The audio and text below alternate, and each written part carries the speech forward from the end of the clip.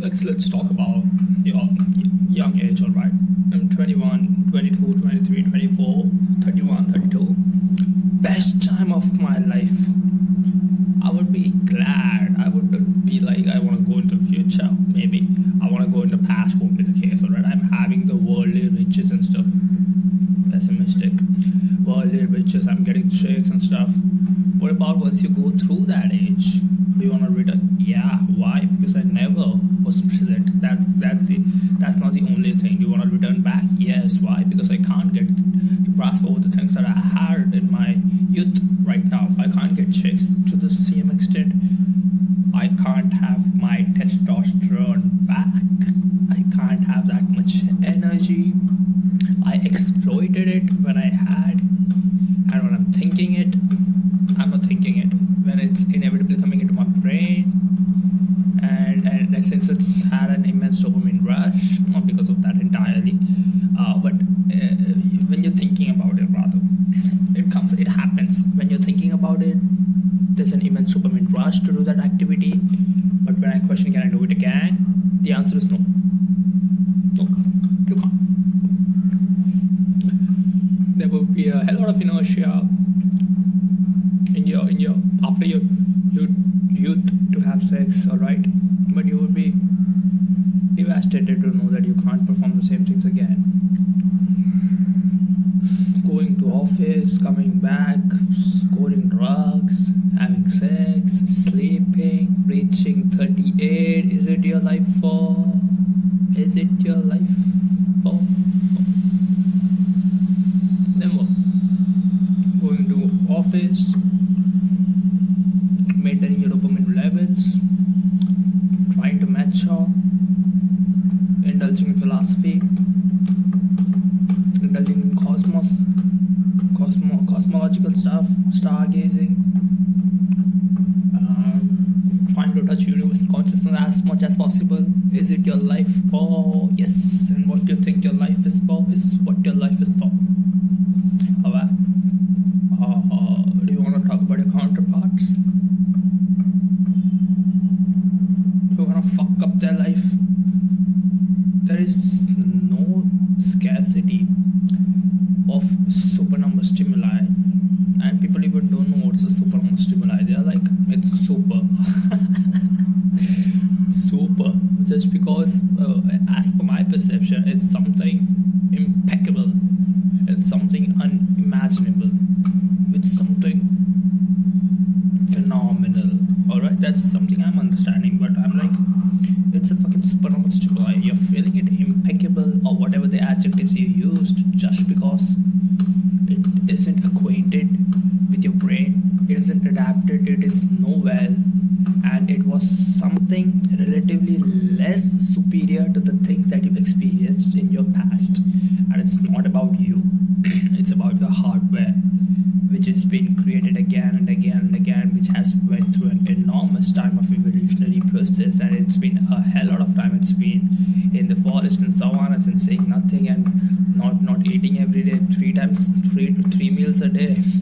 They used to have 3 meals a month or 3 meals a year, and when you're hardwired, and when you know that meal is so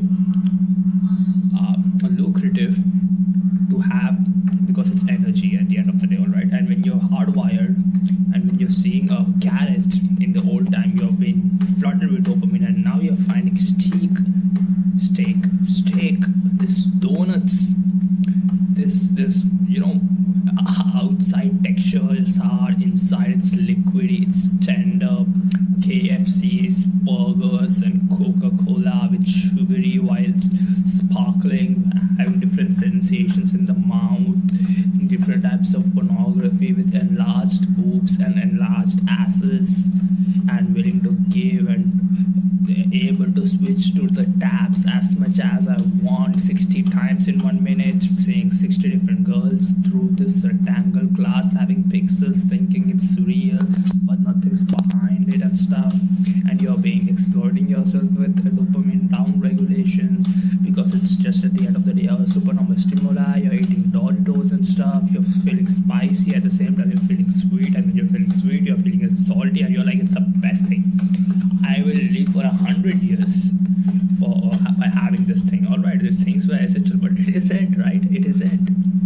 I mean, it's a strategically prepared food, and they seldom know anything about supernormal stimuli and stuff. They just kept on adding stuff, adding flavors, which had a perfect blend of sensations in your mouth, and it felt good. Why it felt good? Because sugar, salt, and sour had a very high. It seldom tastes anything, alright? It tastes like it just because it has a survival relevance. Otherwise, what is sweet, what is sweet? What is sweet? It tastes sweet just because it should taste sweet. Because if it tastes sweet, you will feel good, and if you feel good, and if you will eat it, and your survival would skyrocket. And it isn't sweet. What the fuck is sweet? It's just a sensation in your brain, right? What the fuck is sweet? It's a sensation. What the fuck is sweet? Just a sensation your brain is understanding. Alright, my tongue is understanding. It's just a receptor, alright. And when the thing happens, I don't know which part of the tongue is responsible for scrutinizing the sweetness, alright. And when that sits on it, it's electrical signals, and you're feeling a sensation, alright. It isn't sweet intrinsically. It's sweet in an interdependent manner. If you don't exist, it isn't sweet. I mean, there isn't senses and stuff. It is basically tasteless. Everything is tasteless, and everything is colorless and stuff, and it sits on our receptors. Electrical signals is responsible for everything.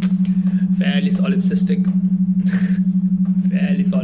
What the fuck, you know what I'm saying? The thing that you eat of different physical nature, you think it's sweet, you think it's spicy, you think it's this thing, it's nothing. Basically, it's just one thing, and by your various receptors and electrical signals, it comes into some existence. Right? That's what I'm saying. I was talking about supernormal stimuli, right? This VR and stuff. Holy fuck! It's virtual, close to reality, alright. And when you're feeling that, and you're seeing porn, you're visiting places, and novelty is the basis of stimulating dopamine.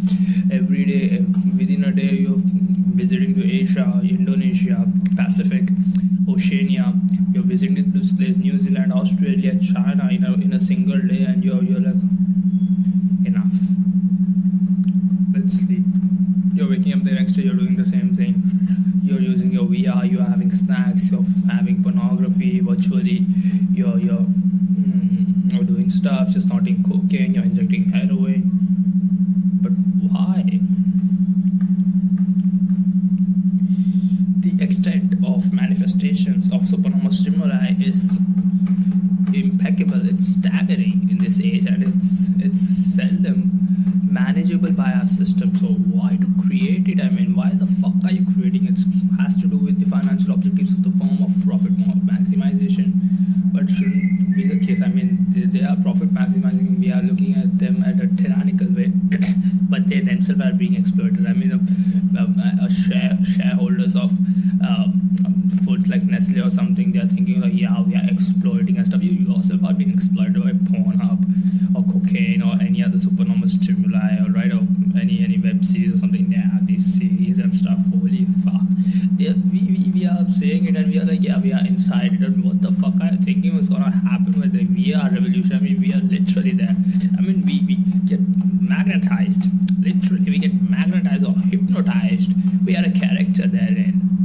When we are watching through this rectangle, right? And what the fuck is gonna happen?